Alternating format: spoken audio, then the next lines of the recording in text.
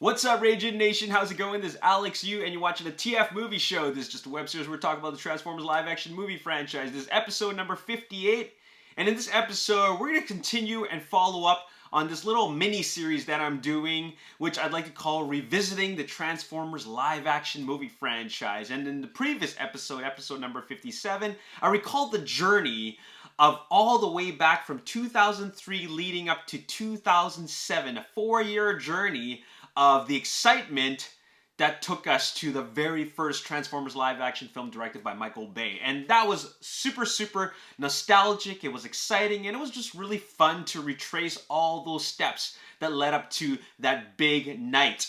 And now in this episode, I'm going to share with you my thoughts about how I feel about the movie now, 13 years later. And the very first thing I want to tell you is that after watching it recently, like I just watched it like a few days ago, maybe like a little bit less than a week ago, it was actually super nostalgic. It was really nostalgic. I felt really excited and I felt really happy, and it was a fun movie. And yeah, I was just surprised how pleasant I felt after watching the movie. And I've always liked this film, but over the course of, I guess, watching it a lot, I might have, my feelings might have changed a little bit about it. And on top of that, being influenced by some of the not so good sequels, and then watching Bumblebee after might have changed my feelings about it. But I haven't seen Transformers, the 2007 film, the very first one, in a very long time until recently. And let's just do a little bit of a brief review. But before I do that, I want to do it in two parts. First of all, I want to tell you how I felt about it the very first time I watched it back in 2007 in the theaters, and then I'm going to follow up with how I really feel about it now. Okay, so 2007. The movie had just finished and I was clapping. I felt so good about it. I really enjoyed it. And some of my friends weren't as enthusiastic as I was, but I was still super happy about the result. Sure, it wasn't exactly what I wanted, but at the same time, I wasn't sure what I wanted. I had absolutely no expectations. The only expectations I had was actually just seeing robots fight, and also the Decepticons and Autobots look kind of like the original G1 counterparts. So they didn't look like that. But at the same time, I still came out of a very fun, exciting, and satisfying film. Except that like I said, I wasn't quite satisfied with some things that happened in the end. But overall, as a whole package, I really did enjoy it. Now, from beginning to end, I want to retrace back some of my thoughts and feelings for some of the very specific scenes. First of all, the blackout scene. Very exciting. Holy cow. Very mysterious. I know they didn't want to show everything and give us really clear shots of the very first Decepticon, but still, it was very intense and lots of action, and you couldn't completely make out what was going on, but it was still enough to get you really excited. And then we're introduced to Sam Witwicky's character, and you like the kid right away. I don't know about y'all, but I really liked him, especially that one line that he said about when he was confronting the jock, Megan Fox's or Michaela's boyfriend, or the guy that they're dating. Like when he said, "Oh, you're gonna love it. It's got coloring books and it's about the brain damage, the connection of football and brain damage," and like that was the scene where I decided that, okay, I really like this character. I can connect with this guy. I really like him. He's standing up to his bullies, and that was what made me fall in love with this character. I really liked him from that point on, right? And on top of that, he's trying to get the girl, right? And the girls are surprisingly hot. And a lot of those scenes, which involve Bumblebee and him connecting through the use of talking through the radio, that was just really funny. As a matter of fact, I was surprised at how funny this movie ended up being. I wasn't expecting it to really be that funny. Now, there was a lot of people that I know, who thought that the scene with in the house, in the Witwicky's house, where they're hiding from the parents, they thought that scene was really cringy and awkward. Actually, for me, I thought it was hilarious. I thought it was super funny. I thought it was Autobots doing exactly what they do. Robots in disguise. Now, it wasn't a good example of robots in disguise, but they're trying to hide from humans. And I thought that was really great, because that's the Autobots, or rather Transformers in general, interacting with human environments. And I think that's all inspired by G1. Like, as silly and cringy as you might think it seems, that's all inspired by G1. And that's exactly what Transformers is all about: interacting with humans and interacting with human environments, and that's what makes them. That's what makes the Transformers fun, right? Because it's kind of like a fish out of water environment, and we're seeing them experience a lot of things for the first time. So I really love that. A lot of people were commenting and criticizing the toilet humor. I thought it was funny. Looking back now, I feel that, okay, maybe it's a bit much, but I still find it quite hilarious. And, I laughed at every single one of those jokes. It was really, really funny. Speaking of the humor, it is really Michael Bay style. It's very, very over the top. Like, that this is his style of humor, because he does things like put a bunch of donuts there and then have Anthony Anderson eat them all, and then have Pepto-Bismol product placement right there. And, it's so... it almost feels like this was him letting... Anthony Anderson just do his thing. He just says, okay, this part's scripted, just do it, and if I find it funny, I'm just gonna go with it. That's so him, because when he was actually working with Martin Lawrence and Will Smith, they actually didn't even have a script. He just had the two of them go at it. And Sam Witwicky's style of humor, Shia LaBeouf's style of humor, that's all, a lot of it's just ad-libbed, and he just went with it. So he's naturally talented in that sense. Okay, what else is there to talk about? Oh boy. Barricade. Okay, Barricade was, man, that was really cool seeing the Decepticon interact with Sam Witwicky. And as soon as I saw that Barricade transformation for the first time, I jumped out of my seat. I went like holy, that was cool. Like, that was like a full-on transformation, like in your face, and it was just like that really shocked me. And then that voice came out, and it was being so aggressive towards Sam Witwicky. I felt like, wow, this is something like I've never seen before. But before that, one of the scenes that really gave me cool, like, goosebumps was seeing Bumblebee just stand up for the very first time. And he shines that bat signal, in this case, the Autobot signal, to the sky. And then you hear Steve Jablonsky's score. And then you hear, like, a choir in the background. And it just felt so epic and angelic, for lack of a better term. It just felt like okay, that was very, like, that's some serious symbolism. That there's something very special about that moment. So I really, really loved that moment. And then, but the thing is that something that really was interesting is that when Bumblebee and Barricade had their first car chase, everybody was clapping. Everybody in the audience was clapping. I had a feeling that at that moment there were so many Transformers fans in there, and we were waiting for the very first Autobot versus Decepticon action sequence. The thing is about that chase sequence is that it's very short-lived, and it wasn't very it wasn't exactly the car chase that we were looking for. You know what I'm saying? I think it was a little bit disappointing. But what followed afterwards was a little bit more disappointing. And, I still enjoyed it for what we got, but it was still not enough, okay? And that was the Barricade and Bumblebee fight, which was a big mess. And it was more focused on Frenzy versus the kids. So that was, that was very, that was a bit of a letdown. But still, like, I was still very, like, in the moment of enjoying the whole, being in that cinematic experience. So that was still good, okay? And then, of course, came one of the most amazing scenes in the entire franchise, Autobot Arrival. And then this is like 1 hour into the movie, okay? And they finally come, maybe 50 minutes into the movie. And then, like, this is something that all the fans were waiting for a very long time. And then I literally said out loud, okay, here they come. Like, I know you're not supposed to talk in the theater, but I couldn't help myself. I just, I was just waiting. And then they came, and then, oh boy, wow. It was magical. I think a lot of fans will tell you that scene felt like magic.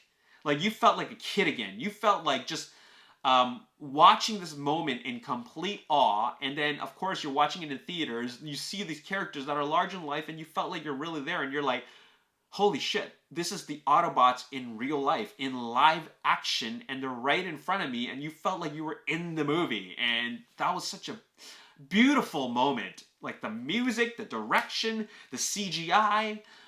It was just a moment that was just so full of wonder. So that was really, really great. And then we get introduced to Sector 7. Now that was super over the top. His character is so over the top. And like I said, this is like full-on Michael Bay. He cannot not be over the top in this franchise. And especially a lot of his films, just because, well, that's his style of filmmaking. And, I didn't mind it at the time. I really don't mind it at the time because I was just enjoying all the jokes. Because like I was just enjoying this movie so much. Like it's a full-on fun popcorn movie that's totally mindless. And I was just loving everything. And then there was, during that scene, there was the moment with Bumblebee where he was being captured by Sector 7. And, that felt like, for me, like I felt that. Like, that was like a Johnny Five moment. If you don't know what Johnny Five is, Johnny Five's from this robot movie called Short Circuit. And he's like literally alive, but all these military wants to capture him. And he's like struggling, and he's like a human being, and you're seeing his eyes and they're so sad, and you feel sorry for this robot. I felt that same way about Bumblebee. They were really able to capture that same energy again with that scene. Okay, let's fast forward to learning about the Allspark in Sector 7. Now that is something that's very, very interesting because like they took a new spin on Energon, right? Like, these Energon cubes and made the Allspark, okay? And that was really neat, and I think they did a really good job in explaining the concept of the Allspark and how it creates life, and that was something very, very new to me, new to a lot of fans, right? And then, of course, having it take place in Hoover Dam, it actually really reminds us of the G1 episodes where the Decepticons are always searching for Energon at things like dams because they produce generate kinetic energy, and as a result creating Energon, right? So it's the same kind of thing. So that felt nostalgic to me. And then we're treated to the first big brawl, for lack of a better term, like the big robot fight, Optimus Prime versus Bone Crusher. Now that was a full-on, larger-than-life Autobot Decepticon moment, and I was just going like, whoa.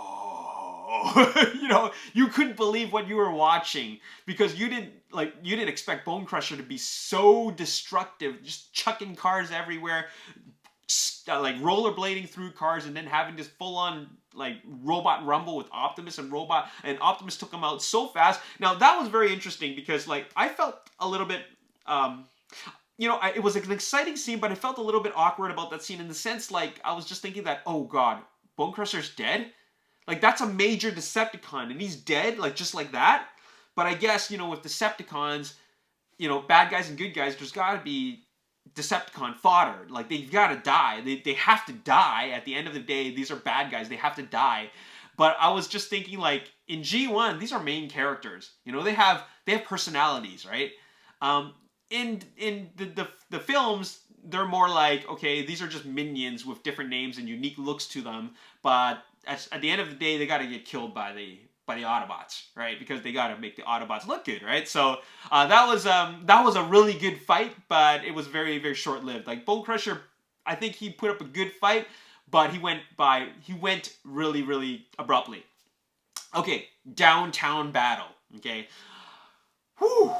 But you know what? That was a really, really exciting sequence. I was actually surprised at how exciting that got. There was a lot of great moments there, a lot of money shots in that movie. I mean, that sequence, and Starscream just coming down, crashing down.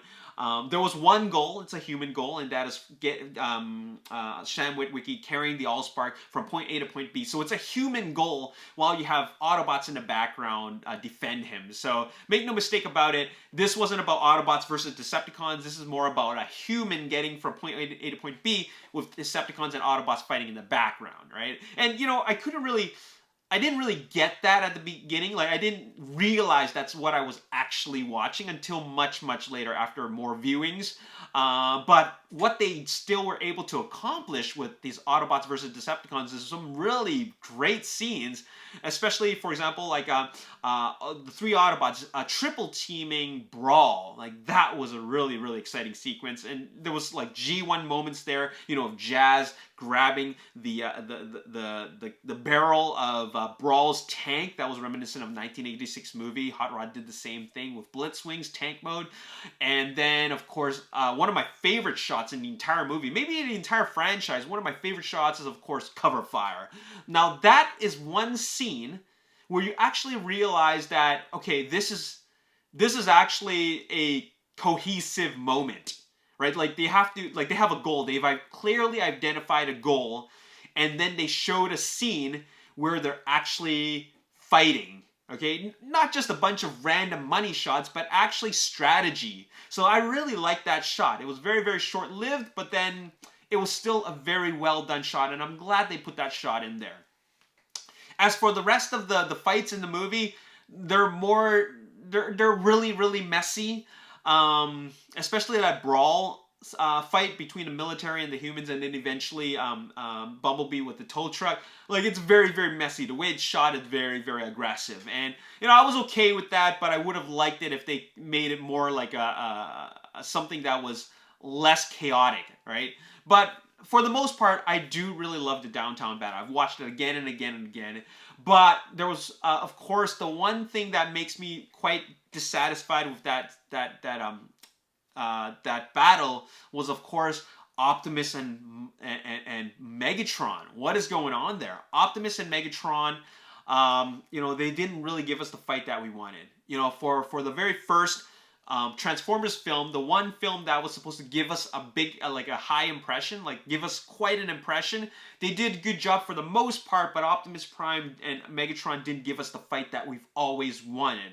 Okay, so that was a bit disappointing. And the other part that made me feel a little bit awkward, and this is, still from the very first viewing in the theaters, is that Megatron was killed by humans. Like I said, it's not Optimus Prime taking out Megatron. It's humans taking out Megatron. Shia LaBeouf, Sam Witwicky putting the cube to the chest, which was a totally new concept to all of us, and also the jets taking him out. So that was not what I wanted. But as a whole, that sequence, that entire 20-minute downtown sequence, combined with the freeway chase with Bone Crusher, that as a whole was a very, very great moment. Like, it's a very, very exciting moment that I actually enjoy watching again and again and again, especially that one scene, right?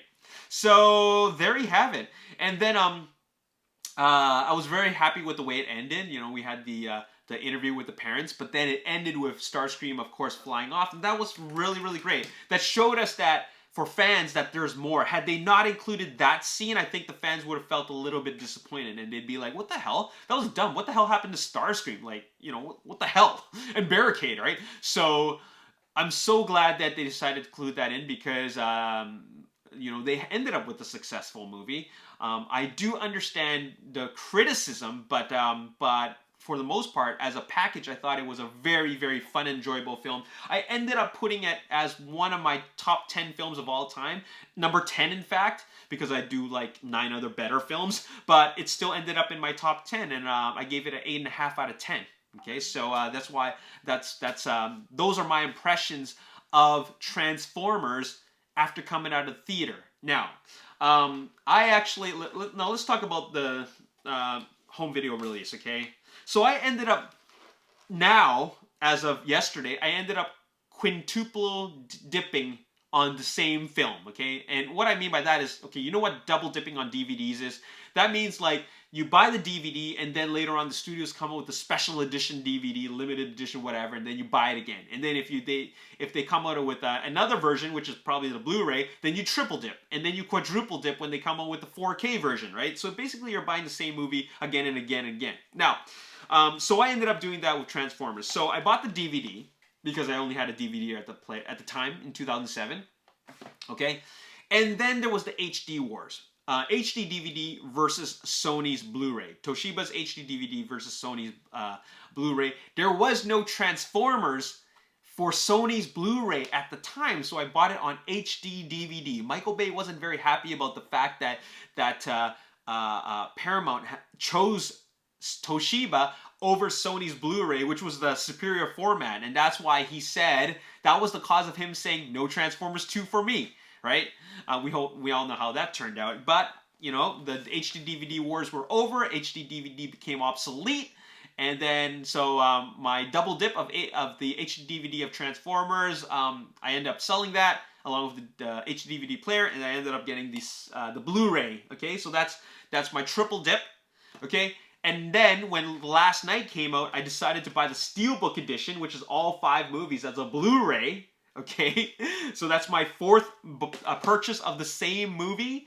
And then I just purchased it again yesterday because I wanted to buy the 5 movie set in 4K. So that's how I feel about this movie. I bought it 5 times, and there you have it. Okay, so now fast forward to today. It's 2020, 13 years after the release of Transformers, the very first 2007 film. How do I feel about it now? Like I said before, when I watched it, I was surprised at how nostalgic it felt. I haven't seen this movie in probably over a year, maybe longer. Okay, I haven't seen it in a long time. Watched it on my 4K TV, not necessarily in 4K because my 4K Blu-ray hasn't arrived yet, but I watched it and I really enjoyed it. I really, really enjoyed it.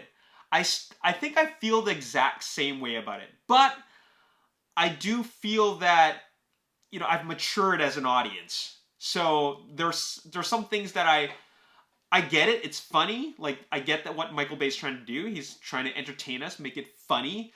But I'm not as into the over-the-top humor as I was before. It's still funny, but I think I prefer a little bit more serious filmmaking.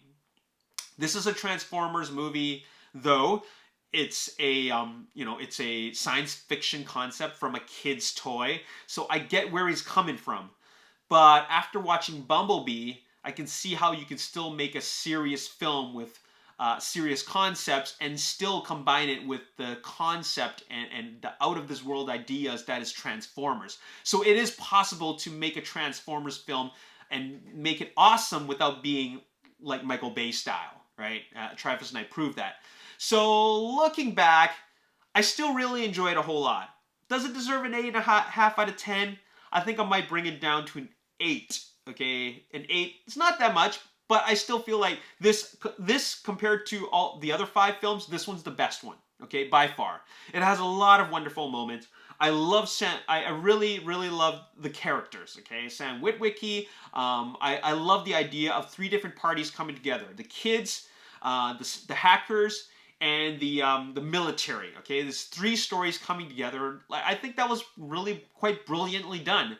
The only thing that I have a criticism about is the execution of the way that some of the fights were shot. Right, the downtown battle was exciting, like I've said it many times, but Optimus Prime and Megatron should have had a proper battle. Right, I would have preferred if the when you really think about it, a lot of the fights are just money shots, right?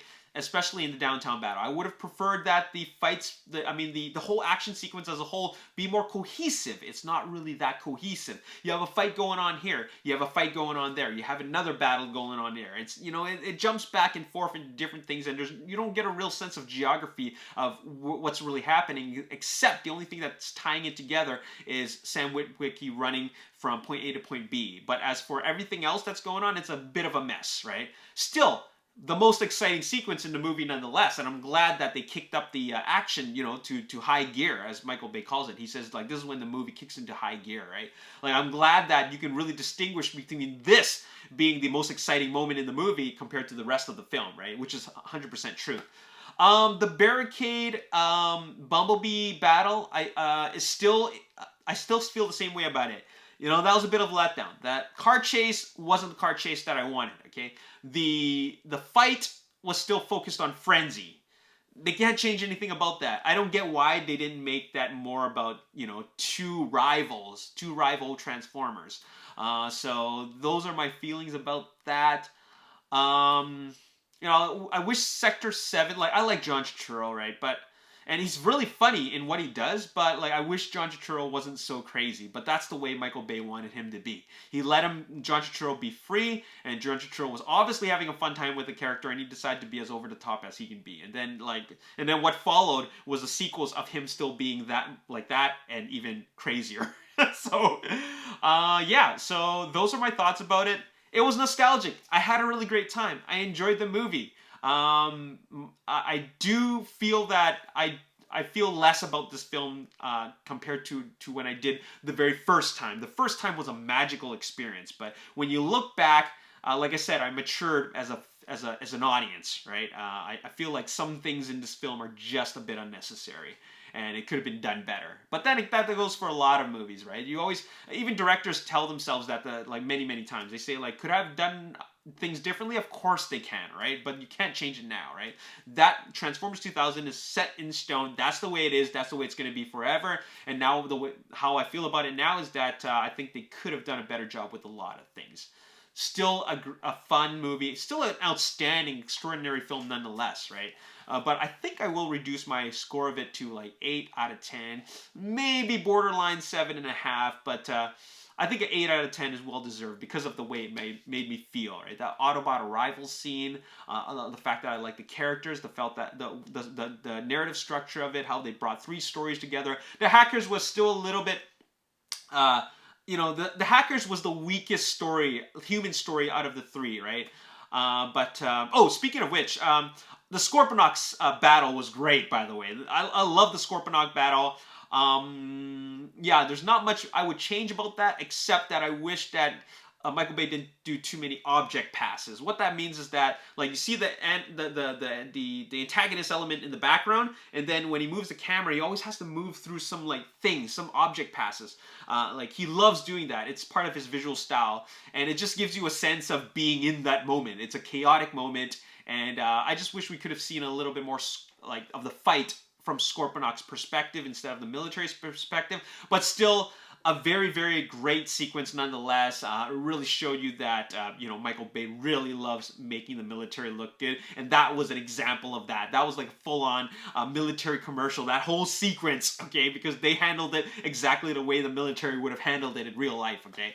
So there you have it. Anyways, that is my thoughts about Transformers. Stay tuned, because now we're going to, in the next episode, or the episode following that, we're going to actually talk about the journey to Revenge of the Fallen. So stay tuned for that, and then after that, we're going to review Revenge of the Fallen and see how I feel about it now, okay? Anyways, that's all I got to say in this video. I hope you guys enjoyed it. As always, if you enjoyed it, you want to see more, make sure you hit the like button, subscribe to the YouTube channel, like me on Facebook, The Ragin Nation. Also follow me on Twitter, Ragin Nation. My name's Alex. Thanks for watching. See you next time. Peace.